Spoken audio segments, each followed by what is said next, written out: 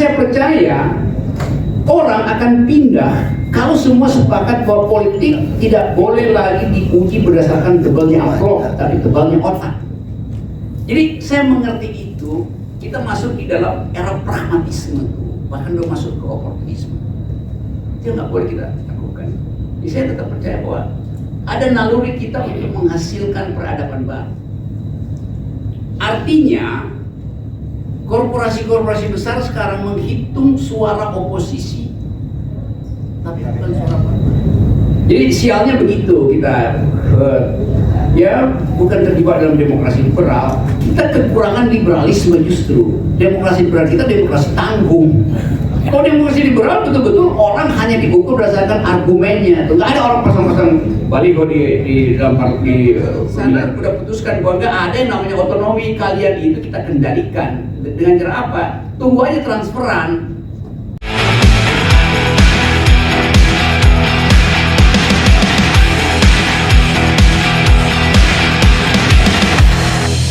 Bismillahirrahmanirrahim. Assalamualaikum warahmatullahi wabarakatuh. Salam sejahtera bagi kita semua. Kembali bersama saya Hidayat di channel Kopi Pahit Hidayat. Kali ini kita bersama inisiator akal sehat, Bang Rocky Gerung. Aduh, di luar biasa nih. Mau dengar saya ngomong pahit apa mau ikut saya minum kopi? Hidayat. Abang juga sebagian diasumsikan sebagai provokator nih. Ya memang mesti ada yang memprovokasi. Ya saya. Tapi provokator bukan dalam artian yang negatif doang gitu Bang ya. Yang negatif juga nggak ada soal. Nggak ada soal. Karena yang kita provokasiin itu kan negatif banget. Jadi saya memprovokasi, orang sebut thought provoking gitu. Saya memprovokasi akal pikiran supaya dimunculkan. Karena ini negeri yang didirikan oleh akal pikiran, tiba-tiba kita kok seperti kehilangan akal pikiran. Nah, saya mulai dari tempat yang paling mudah menerima akal pikiran, yaitu Sumatera Barat. Wow. Ya. Oke ya. Karena kita tidak didorong untuk menghasilkan politik dengan argumentasi. Akibatnya ya orang pakai uang. Coba misalnya ada calon independen, saya nyalon jadi presiden. Berapa modal saya? Ya saya itu paling 100.000. Beli pulsa doang. Pulsa buat apa? Buat saya ngomong lewat YouTube. Nggak ada uang di situ. Taruhan. Uji berapa elektabilitas saya. Kalau saya ngomong lewat YouTube, saya tuh akan pesan baliho. Karena saya percaya orang akan pindah kalau semua sepakat bahwa politik tidak boleh lagi diuji berdasarkan tebalnya amplop, tapi tebalnya otak. Jadi murah. Sama seperti di Eropa, Amerika murah banget biaya elektabilitasnya. Yang mahal karena ada kartel yang nih royak. Kalau nggak mau calon independen, ya thresholdnya dihilangkan supaya semua tokoh yang potensi untuk dipilih rakyat tanpa uang ada di garis start yang sama. Ini kan dihalangi garis startnya, maka jadi mahal itu. Itu prinsipnya begitu gampang aja. Karena itu saya dorong terus thresholdnya dihilangin dan calon independen mesti ada. Karena politik tidak boleh sekedar penjumlahan suara partai politik. Politik tidak boleh terbagi habis dalam partai politik. Itu prinsipnya. Karena itu ada golput. Dimungkinkan calon independen. Terpilih kan? Amerika calon independen nggak pernah terpilih. Tapi mereka hargai prinsip bahwa potensi seseorang itu nggak boleh dihalangi itu. Kalau sekarang kan semua orang, misalnya Rocky Gerung kenapa nggak masuk partai politik? Bagaimana sih masuk partai politik? Isinya koruptor semua. Jadi saya mau di luar. Kalau saya berpolitik dari luar nggak boleh, mesti lewat partai politik. Jadi saya mesti jadi kotor dulu, baru bisa berpolitik. Ini bisa hilang kalau ada calon independen. Lama-lama partai politik juga merasa, waduh, insentif saya apa kalau ada penantang independen? Maka saya bersihkan partai itu supaya orang tertarik masuk partai kan. Semua partai nawar saya tuh. Tapi saya bilang saya berteman aja sama ketua-ketua partai. Tapi saya nggak mau jadi anggota. Karena dia bilang masuk aja, oke, kalau saya masuk, saya ganti sekarang. Bikin KLB, saya mau dua jadi ketua partai itu. Nggak mau, jadi ngapain?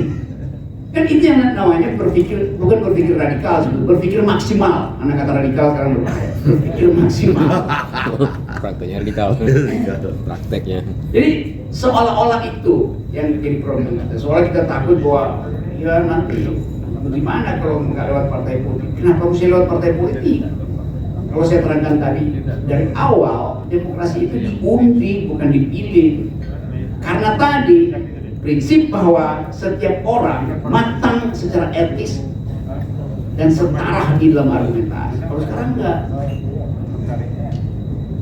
Jadi sialnya begitu kita ya bukan terjebak dalam demokrasi liberal. Kita kekurangan liberalisme justru. Demokrasi liberal kita demokrasi tanggung.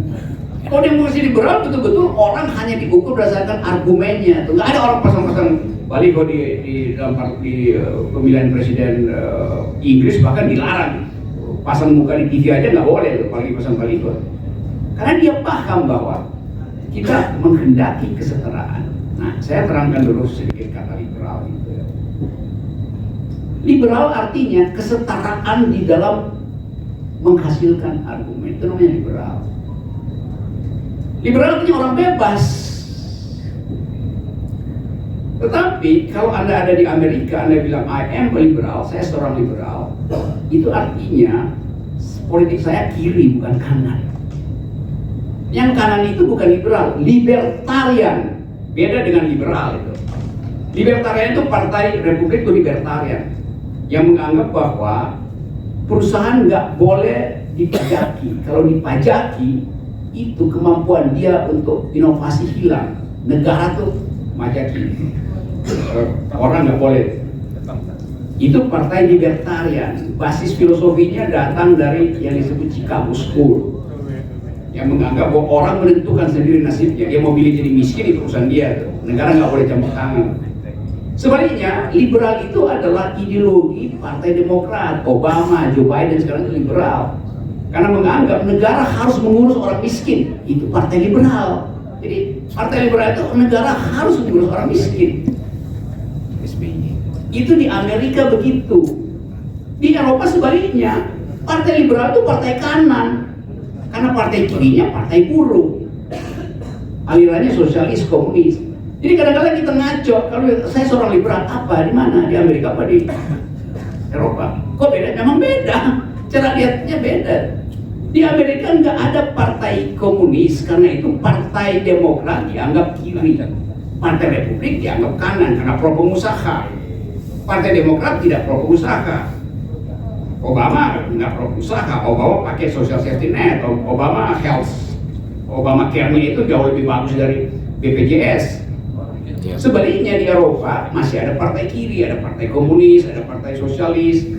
Maka yang kiri itu disebut ya grup kiri, grup buruh tuh.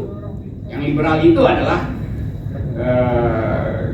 yang konservatif tuh, yang Tory, yang partai-partai konservatif.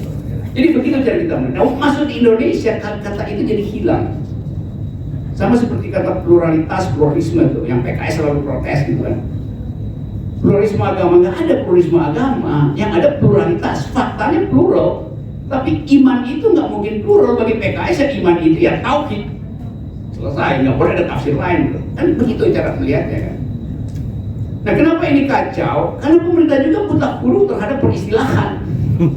Itu soalnya kan, nggak pernah sama seperti saya terangkan tadi soal binatang politik. Pemerintah nggak ngerti. Memang binatang politik itu jadi direndahkan, justru ditinggikan.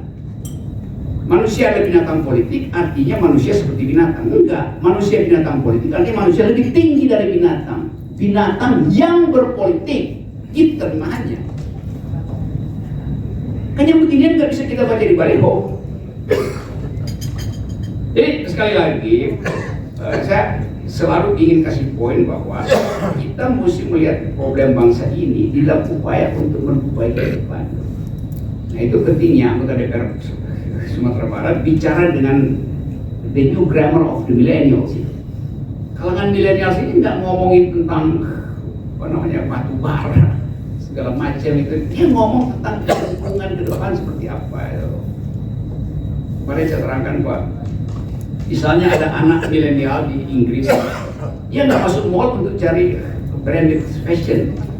Dia pasang di Instagram bajunya yang udah bekas pakai, dia tawarkan ke temennya yang di Brasil. Lalu dia di Brasil bilang, oke, saya mau itu, kirim ke saya, nanti saya kirim baju saya. Jadi satu waktu nanti mall itu hilang yang namanya butik-butik mewah. Karena orang nggak lagi berpikir begitu, pikirannya udah beda. Dulu kita masih pakai berlian, mak masih nyimpan berlian, sekarang harga berlian turun. Ada yang beli berlian, yang investasi berlian. Karena orang sadar bahwa apa gunanya berlian ada kalau bumi ini memburuk. Jadi kita masuk di situ. Mungkin teman-teman masih golongan kolonial, tapi kita mesti bayangkan pemimpin ke depan. Ini anak-anak umur 16, 17, 18 tahun yang ngomong dengan saya setiap minggu. Saya punya grup dari Eropa, Amerika, segala macam. Anak-anak Indonesia yang mengamati Indonesia dan menganggap, oh Rocky kok Indonesia tuh gak bermutu banget ya. Cara berpikirnya tuh gak seperti kita ya, yang efisien, yang masih nyogok. Jadi mereka nanti akan masuk di kotak pemilu 2024. Anak yang 16 tahun nanti dia udah milih kan segala macam. Nah mereka juga yang jadi tumpuan kita. Jadi kalau saya bercakap-cakap dengan mereka, saya anggap bahwa ya mereka benar. Karena mereka yang akan menghidupkan Indonesia. Termasuk pikiran tentang federalisme. Kalau saya ngomong dengan mereka, mereka anggap Indonesia gede banget sih om. Ngapain sih kalau dibikin kecil-kecil kan nggak apa-apa kan? Kenapa mesti ada konsep? Dia paling mereka bingung NKRI harga mati. Apa itu harga mati? Kalau saya terangkan misalnya, kalau terjadi konflik di Cina Selatan dalam 2 bulan ke depan misalnya, lalu apa arti NKRI harga mati? NKRI itu Cina berkelahi dengan Amerika. Armada ke-7 Amerika ada pangkalannya di Okinawa, Seven Flight. Dia punya pangkalan di Singapura, di Filipina. Ada di dekat Darwin ada. Sekarang dia turun dari Okinawa ke Singapura, terus melintas ke arah Australia. Kita dikepung oleh armada ke-7 Amerika. Lalu dibikin no fly zone, nggak boleh ada barang kapal-kapal bergerak di zona yang dikuasai Amerika itu. Berapa lama NKRI harga mati? Dalam hitungan strategis, dalam 14 jam NKRI udah mati. Kenapa? Suplai energi kita masih lewat Cina Selatan. Kita impor dari kacang hijau kita masih impor, maka bubur kacang hijau mati satu Indonesia. Kacang hijau kita masih impor, daging kita impor, sapi obat-obatan kita impor, gandum kita impor, beras kita masih impor. Jadi kalau terjadi perang terbuka di Cina Selatan, Indonesia ini cuma bisa bertahan 14 jam. Warung-warung Indomie tutup, nggak ada bahan baku. Antibiotik berhenti. Bayangkan berapa banyak emak-emak di puskesmas yang lagi menunggu kehamilannya itu infeksi dan nggak ada obatnya karena di blokade oleh Amerika di Cina Selatan.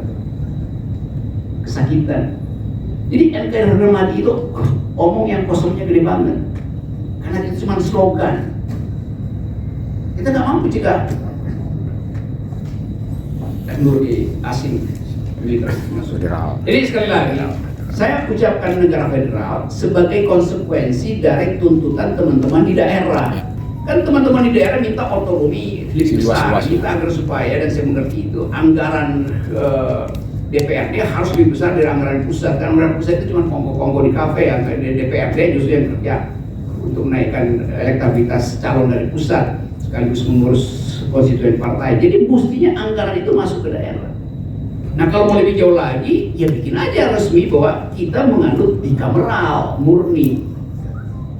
Jadi sistem senator. Nah sistem senator itu tidak lain adalah menuju pada federalisme, negara federal, sama seperti model Amerika, kan gampang. Jadi itu evolusi aja tuh. Kalau kita mau maksimalkan tadi cara berpikirnya.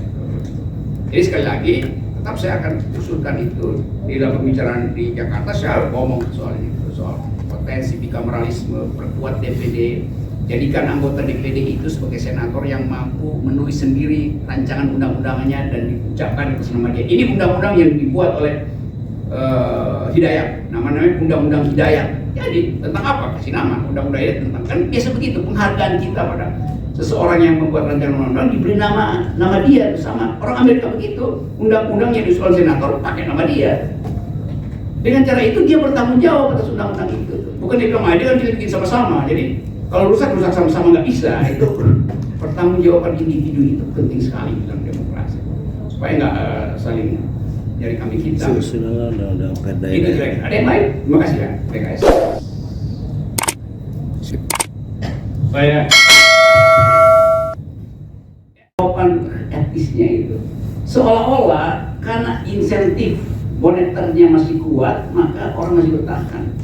Padahal sebetulnya kan begini nih, semua orang saling menunggu siapa yang bisa berperilaku seperti Anda itu. Semua orang nggak mau duduk di depan, mau duduk di belakang. Kalau saya tanya, angkat tangan, ya lihat belakang dulu. Ada nggak yang belakang angkat tangan? Kan itu mental kita sebetulnya kan, yang akhirnya merambat sampai ke seluruh sektor. Termasuk anak didik kita itu pengecut. Kalau mahasiswa saya tuh pengecut begitu, saya langsung tahu tuh, saya langsung dulu. Kalau saya lagi ngajar, saya minta orang satu mahasiswa bantah saya. Kalau dia nggak bantah, dia cuma mengangguk-angguk. Saya bilang, lu nggak berpikir. Berpikir tadi menggeleng, bukan mengangguk. Nah, Anda barusan menggeleng. Bayangkan kalau separuh jadi kita menggeleng, atau jangan separuh, sebagai sini menggeleng. Yang sini nggak enak nih kan, menggeleng. Yang sana oke, menggeleng separuh. Lama-lama kita semua menggeleng. Sumatera Barat menggeleng, Sumatera itu menggeleng. Sumatera menggeleng, Kalimantan menggeleng. Cuma kita takut ambil risiko itu. Karena seolah kita nggak bisa hidup kalau kita nggak menggeleng. Kan itu dasarnya.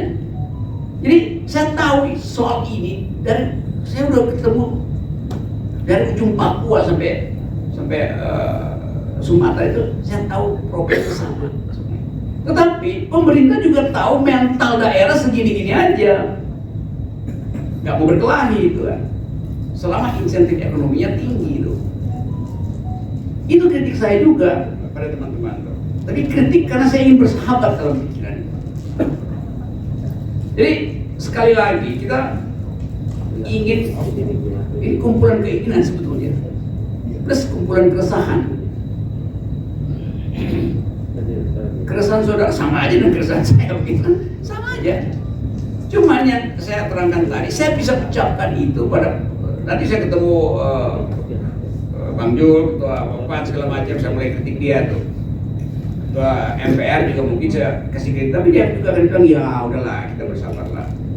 Ya tapi kata bersabar itu di belakangnya karena dia berharap ada insentif ekonomi itu. Masih ada reshuffle, semua berharap.